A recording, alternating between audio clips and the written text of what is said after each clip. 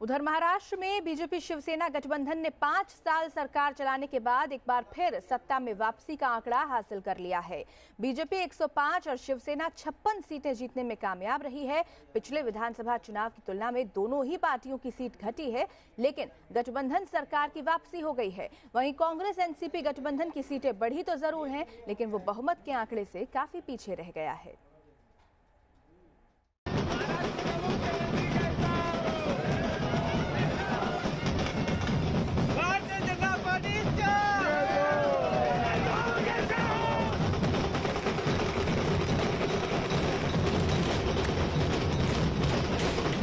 BJP में जश्न का माहौल है।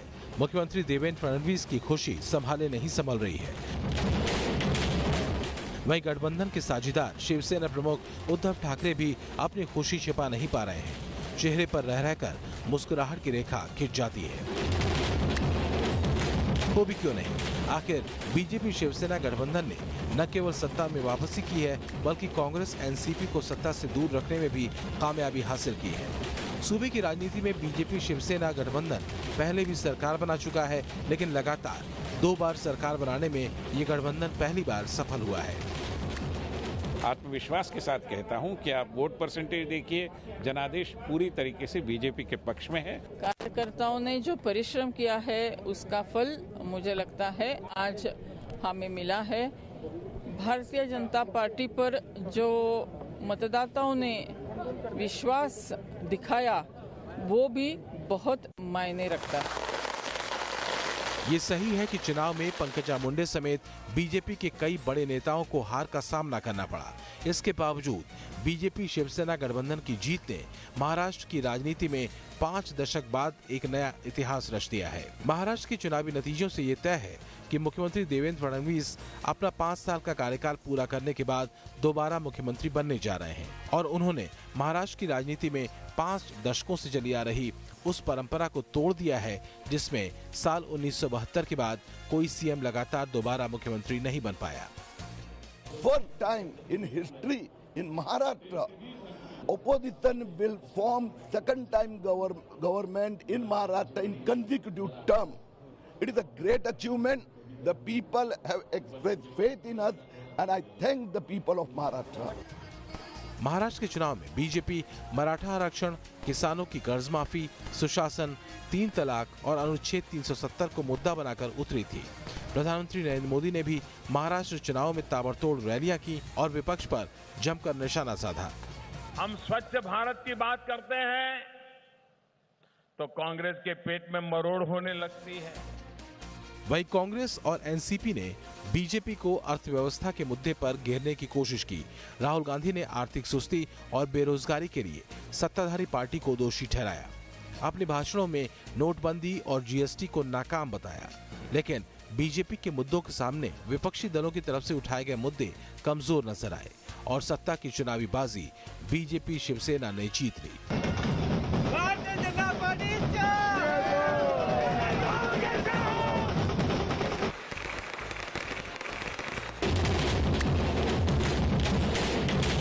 चुनाव परिणामों के ऐलान के बाद एनसीपी प्रमुख शरद पवार ने कहा कि वो सरकार बनाने में सफल नहीं हो सके, लेकिन अपनी पार्टी को मिली सीटों की संख्या को लेकर वो काफी खुश नजर आए।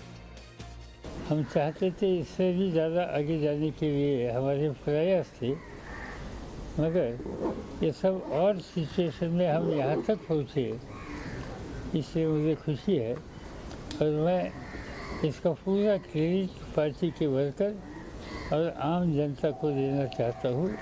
इनकी मदद से ही यहाँ तक हम पहुँच सके। इस चुनाव परिणाम ने देवेंद्र फडणवीस को राज्य के एक कद्दावर नेता के रूप में स्थापित कर दिया है। 1972 के बाद पहली बार दोबारा मुख्यमंत्री पद तक पहुंचकर फडणवीस ने ये साफ कर दिया कि बीजेपी शिवसेना गठबंधन की दोबारा कामयाबी का अगर कोई हीरो है तो वो कोई और नहीं बल्कि खुद देवेंद्र फडणवीस ही हैं। Team news nation. बलोचों के हक की आवाज उठाने वाली एक्टिविस्ट गुलालाई इस्माइल के पिता को किडनैप कर लिया गया है। पेशावर हाईकोर्ट में सुनवाई के लिए पहुंचे बुजुर्ग को कुछ लोग कार में उठा कर ले गए। गुलालाई का आरोप है कि उन्हें चुप कराने के लिए पाक एजेंसीज ने ये शर्मनाक हरकत की है। इमरान पर भारी पाकिस्तान की मर्दानी ने उड़ाई इमरान की नींद। बलूच मानवाधिकार कार्यकर्ता गुलालाई इस्माइल ने दुनिया के सामने इमरान बाजवा का पर्दाफाश किया। पाक हुक्मरानों की असलियत दुनिया को दिखाई। इस मुल्क की मईशत जंग के साथ, बारूद के साथ जुड़ी रहेगी। हमारे बच्चे इसी तरह से कत्ल होते रहेंगे, हम इसी तरह से बेघर होंगे और बेघरी की हालत में इस तरह जिनसी ज्यादतियों और कत्ल के निशाना बनते रहेंगे।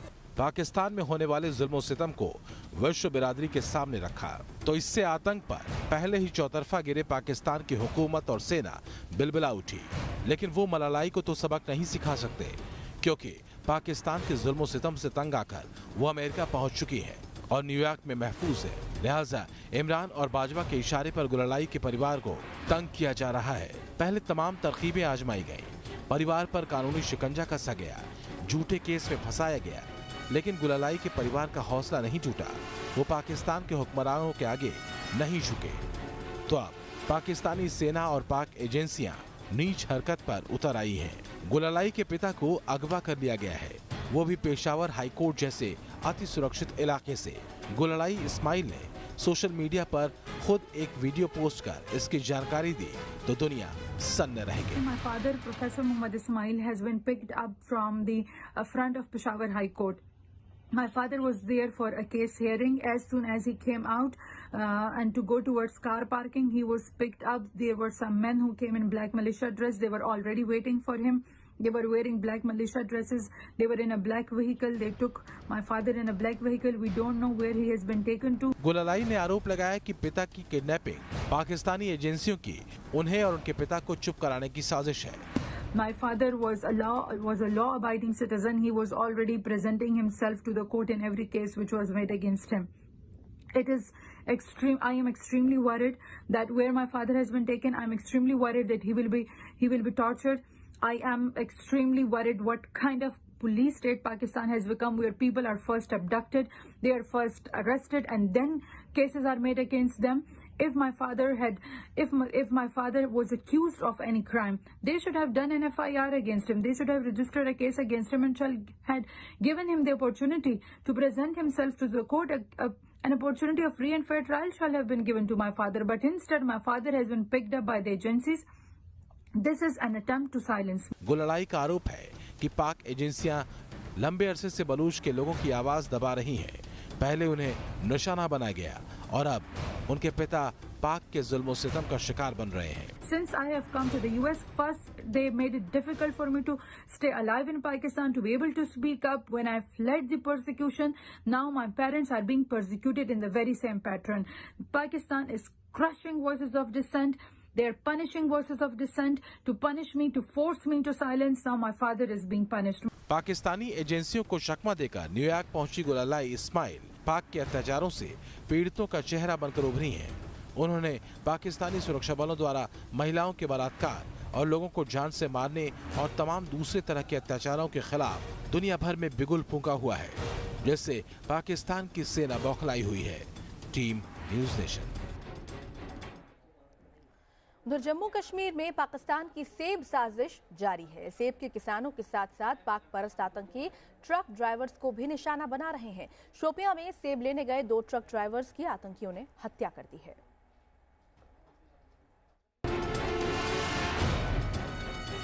पाकिस्तान को चुभने लगा है कश्मीर घाटी का सेब। सेब से जुड़े कारोबारियों को निशाना बना रहे पाक परस्त आतंकी। शोपियां में सेब लेने गए ट्रकों पर आतंकियों ने किया हमला। कश्मीर के लहलहाते सेब के ये बागान पाकिस्तान परस्त आतंकियों को चुभ रहे हैं।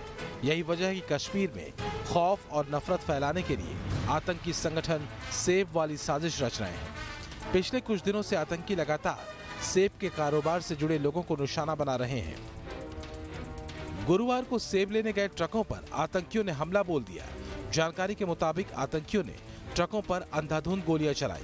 खबर है कि दहशतगर्दों ने 2 ट्रकों में आग भी लगा दी। आतंकी हमले में 2 ट्रक ड्राइवरों की मौके पर ही मौत हो गई, जबकि एक ट्रक ड्राइवर अस्पताल में जिंदगी की जंग लड़ रहा है।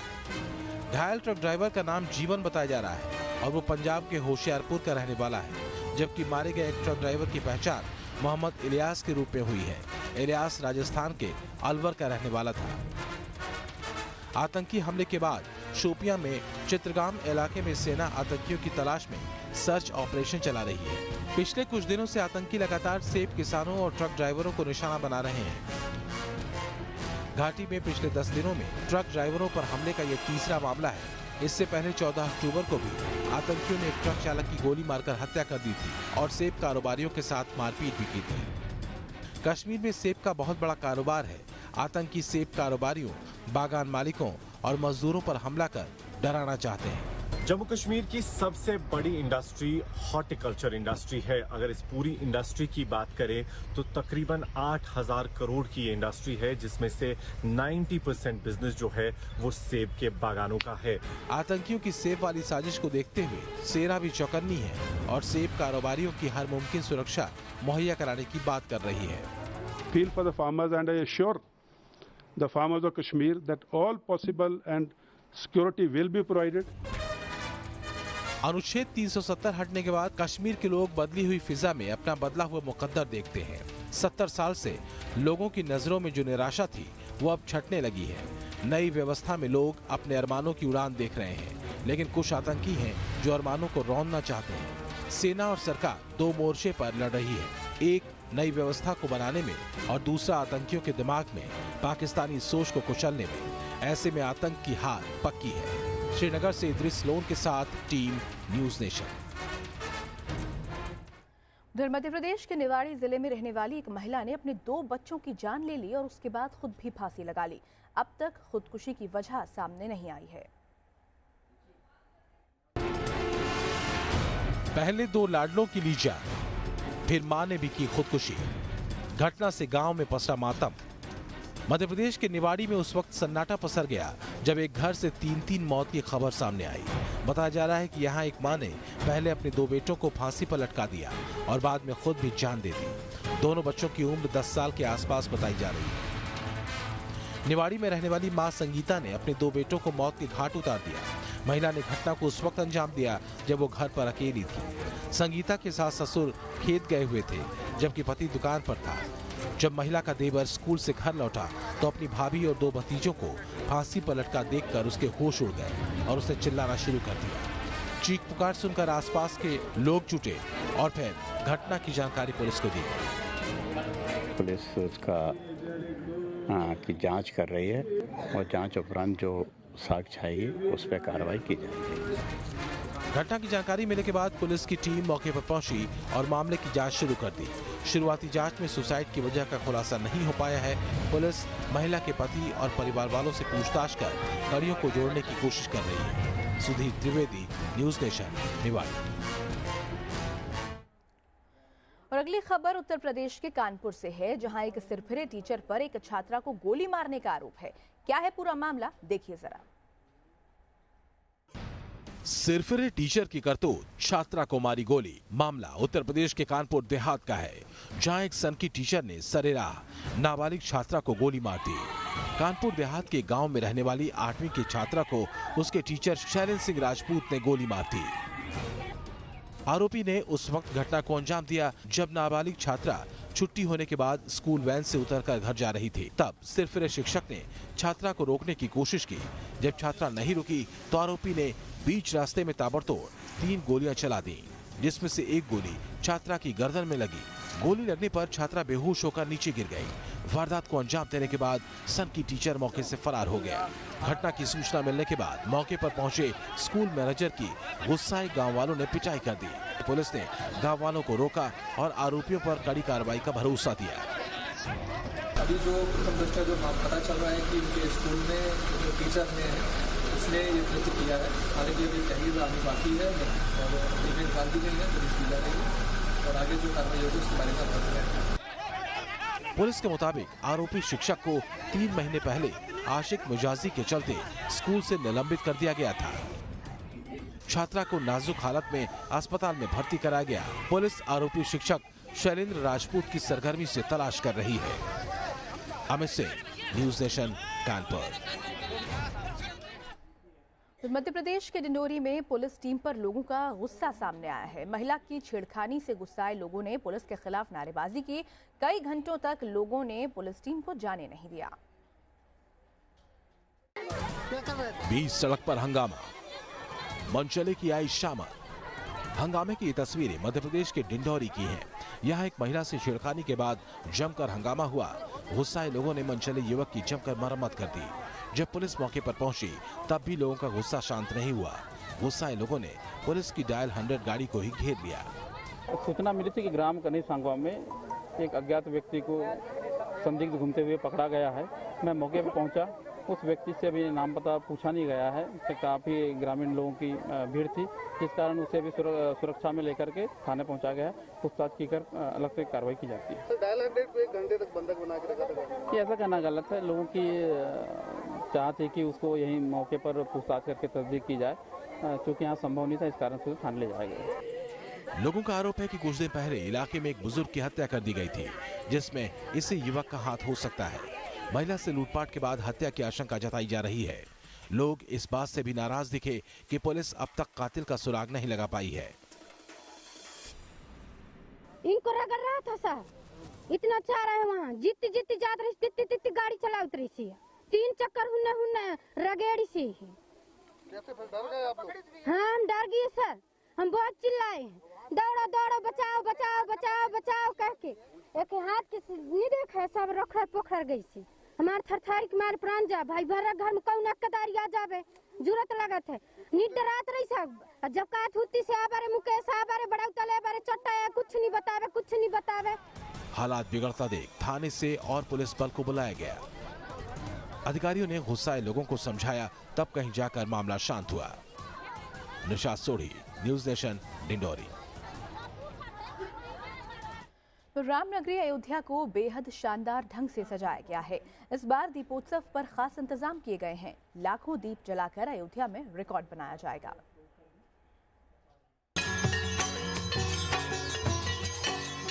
जगमग हुई अयोध्या नगरी। रामनगरी में त्रेता युग वाली दिवाली, दीपोत्सव की भव्य तैयारी। दिवाली के मौके पर एक बार फिर श्री राम की नगरी अयोध्या में दीपों की चमक बिखरेगी। पूरे रामनगरी को भव्य ढंग से सजाया गया है। सरयू किनारे राम की पैड़ी की सुंदरता देखते ही बन रही है। ये सरयू नदी है जिसकी धारा यहाँ पर बहती है और इसके किनारे भव्य तरीके से इस पूरे इलाके को सजाया गया है। 5 लाख से ज्यादा दिए इस बार जलाए जाएंगे।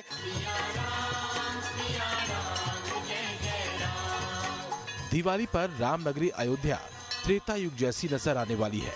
यानी त्रेता युग में जैसे प्रभु श्री राम का स्वागत किया गया था, ठीक वैसा ही स्वागत इस बार भी होने जा रहा है। शानदार लाइटिंग के बाद सरयू नदी का किनारा जगमग हो गया है। आपको हम दिखाते हैं यहाँ पर एक तरफ तो आप देखिए कि तैयारी कितनी जबरदस्त दिवाली के मौके पर होती है और दूसरी तरफ हम आपको ये भी दिखाते हैं कि अभी से कितनी बड़ी संख्या में यहाँ पर लोग भी जुटने लग गए हैं। यहाँ से अगर आप देखेंगे तो राम की पैड़ी की तस्वीर बहुत अच्छे से आपको नजर आएगी और देखिए कितनी बड़ी संख्या में लोग यहाँ पहुंचे हैं और चूंकि बहुत ज्यादा संख्या में लोग यहाँ पहुंचते हैं इसलिए सुरक्षा के भी इंतजाम बहुत अच्छी तरीके से बड़े पैमाने पर किए जाते हैं। सिर्फ राम की पैड़ी ही नहीं बल्कि पूरी रामनगरी में 3 दिन हर घर में दिए जलेंगे। यानी 24, 25 और 26 अक्टूबर को हर घर दीपक की रोशनी से जगमगा उठेगा। इसके साथ ही अयोध्या के बड़े मंदिरों में दिए जलाए जाएंगे। कुल मिलाकर दिवाली के खास मौके पर 5 लाख से ज्यादा दीपों की रोशनी से जगमग होगी अयोध्या नगरी। अयोध्या में दीपोत्सव में राम की पैड़ी सहित सभी प्रमुख मंदिरों में दीप जलाए जाएंगे। संस्कृत विभाग राम की पैड़ी के सभी बुर्जों पर 5,51,000 दीपक जलाएगा। गुप्तार घाट और रामकथा पार्क में 3 दिन तक रामलीला का मंचन और सांस्कृतिक कार्यक्रम होंगे। सरयू घाट को भगवा रंग से डेकोरेट किया गया है। सभी मंदिरों को भगवा रंग से रंगा गया है। इस बार कई देशों की रामलीला का मंच रामनगरी में होगा। 26 तारीख को योगी कैबिनेट के अलावा कई केंद्रीय मंत्री दीपोत्सव कार्यक्रम में हिस्सा लेंगे। लेकिन इस बार कहा जा रहा है कि पिछली बार के मुकाबले ज़्यादा भव्य तरीके से तैयारी चल रही है। क्या भव्यता और क्या अलग इस बार होने जा रहा है? देखिए, सबसे बड़ी तो ये बात है कि पूरा जो अयोध्या नगर है वो पूरा नगर मिलकर के इस बार दीपोत्सव मना रहा है और सबकी इसमें सहभागिता हो रही है। तो ये सबसे अच्छी बात है, जिससे अपने आप कार्यक्रम में भव्यता बढ़ जाती है। अगर हम आयोजन की दृष्टि से देखें तो नगर में 11 मंचों के माध्यम से सांस्कृतिक कार्यक्रमों का आयोजन हो रहा है। विदेश की कई देशों की जो है रामलीला आ रही है। इंडियन रामलीला के कई स्टाइल्स जो है यहाँ पे परफॉर्म किए जाएंगे। आपको बता दें कि पिछली दीपावली पर 3,10,000 दिए जलाने का रिकॉर्ड बनाया गया था। और इस बीच आपको बता दें कि सुप्रीम कोर्ट ने एक ऐतिहासिक फैसला दिया है। देश की टेलीफोन कंपनीज को बकाया चुकाने में किसी तरह की राहत नहीं मिलेगी। टेलीफोन कंपनीज को अब केंद्र सरकार को 1,33,000 करोड़ रुपए का पूरा बकाया चुकाना ही होगा। सुप्रीम कोर्ट ने आज साफ कर दिया कि टेलीफोन कंपनियां बकाया चुकाने से बच नहीं सकती।